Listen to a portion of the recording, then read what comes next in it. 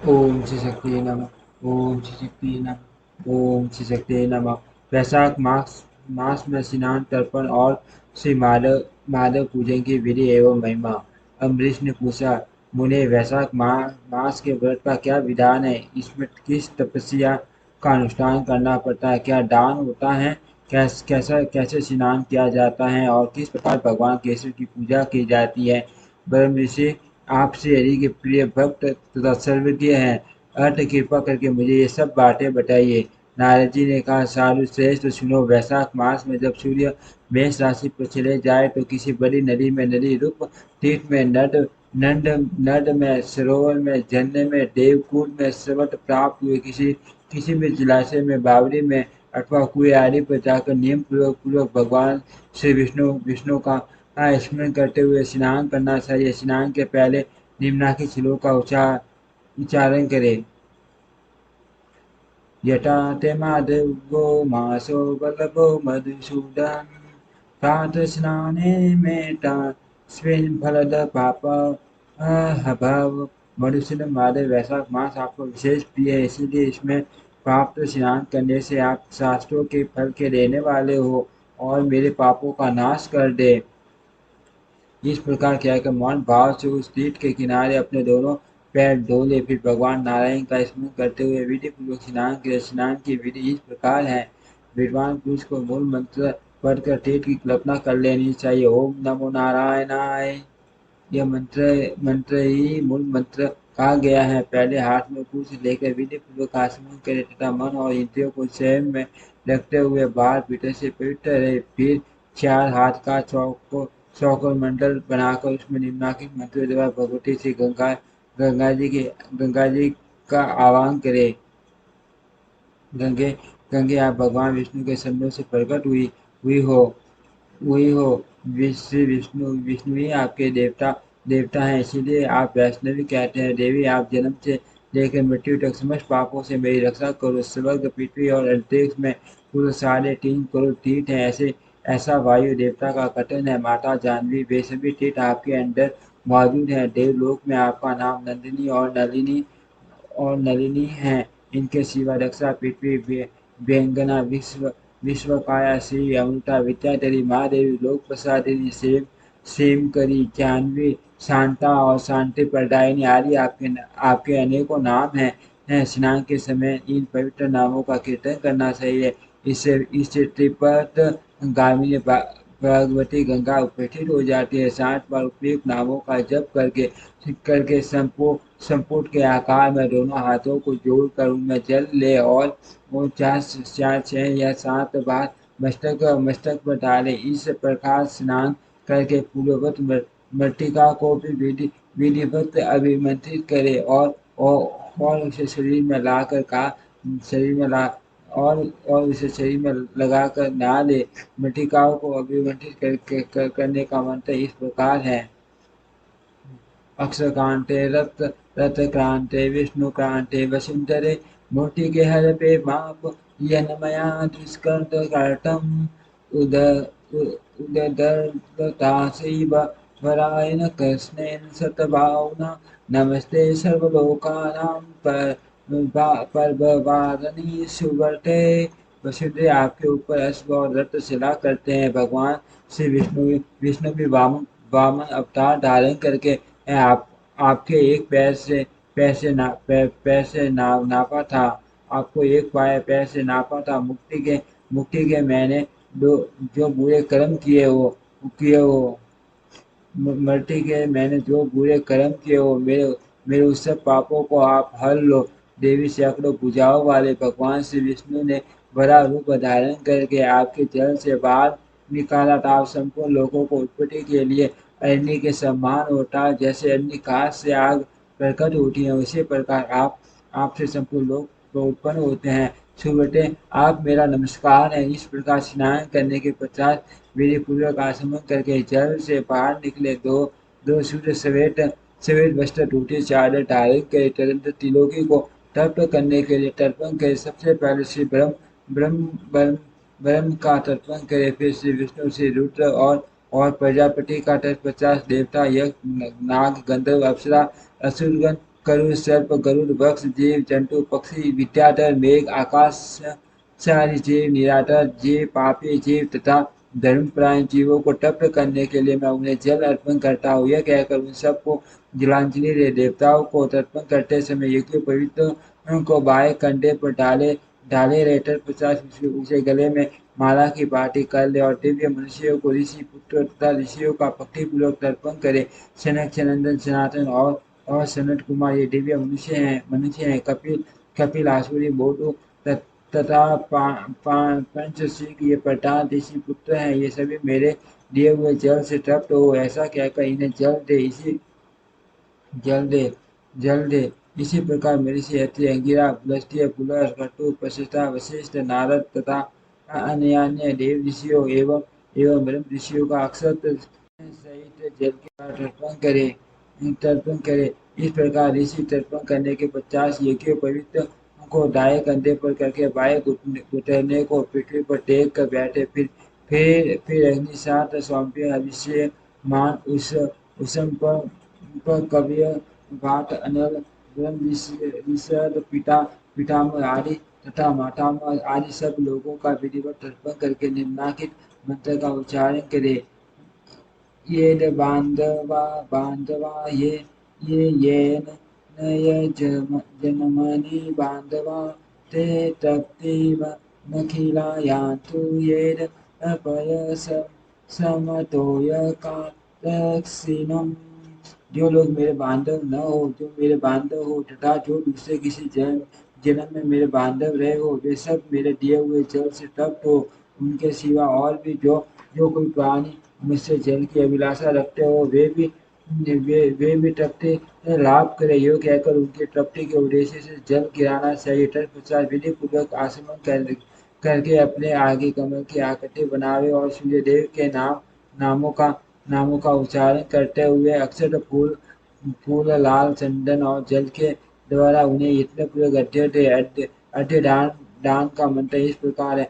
नमस्ते विश्वरूपाय नमस्ते ब्रह्मरूपिणे शस्त्ररसमे नित्य नमस्ते सर्वतेजसे नमस्ते रुद्रवपुषे नमस्ते भक्तवत्सल पंचनाभ नमस्तु कुण्डलांगदभूषित नमस्ते सर्वलोकानां सुप्ता नामोपबोधन सुकृत दुष्कृत शैव सर्वपचयसि सर्वदा सत्यदेव नमस्तु प्रसीदनय नम भास्कर दिवाकर नमस्तु प्रभाकर नमस्तु ते।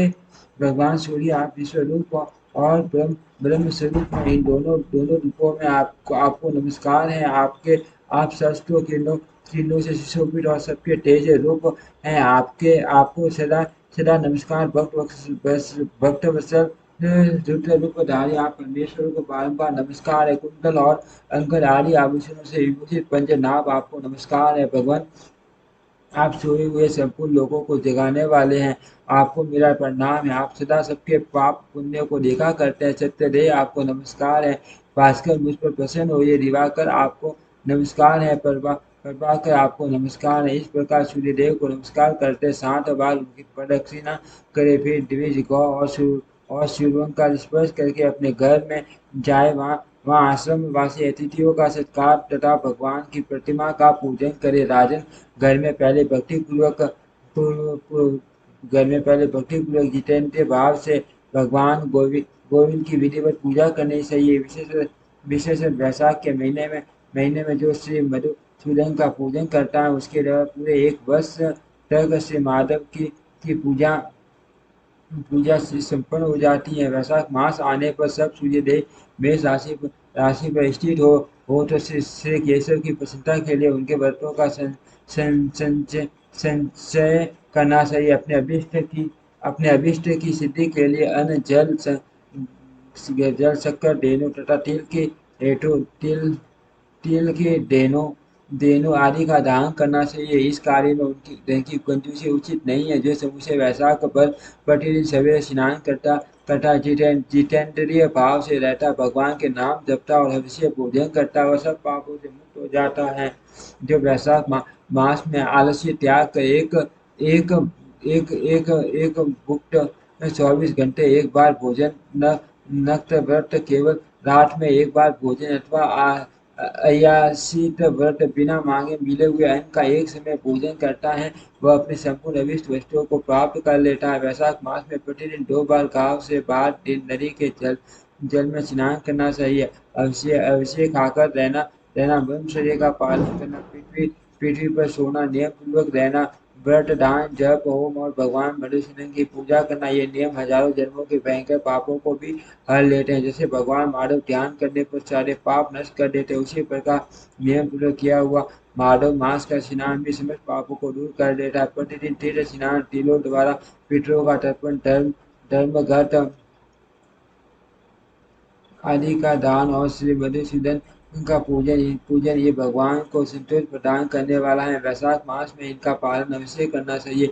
वैशाख तिल, जल, सुवन, अन्न, शक्कर, वस्त्र, गौ, जूता, छाता, कमल या शंख तथा घोड़े, इन वस्तुओं का ब्राह्मणों को दान करें। तीनों संध्याओं के समय एकादशी तो विमल स्वरूप का साक्षात भगवती लक्ष्मी के साथ परमेश्वर से विष्णु का भक्तिपूर्वक पूजन करना चाहिए। सामयिक फूलों और फलों से भक्तिपूर्वक श्री हरि का पूजन करने के पश्चात यथाशक्ति ब्राह्मणों ब्राह्मणों की भी पूजा करनी चाहिए। पाखंडियों से वार्तालाप नहीं करना चाहिए। जो फूलों द्वारा विधिवत ऐसे करके श्री मधुसूदन की आराधना करता है, वह सब पापों से मुक्त हो परम पद को प्राप्त होता है। श्री नारद जी कहते हैं, राजेंद्र सिन्हों में संक्षेप से माधव के पूजन की विधि बतला रहा हूँ महाराज, जिनका कहीं अंत नहीं है, जो अनंत और अपार है। उन भगवान अनंत की पूजा विधि का अंत नहीं है। श्री विष्णु का पूजन 3 प्रकार का होता है, वैदिक, तांत्रिक तथा मिश्र।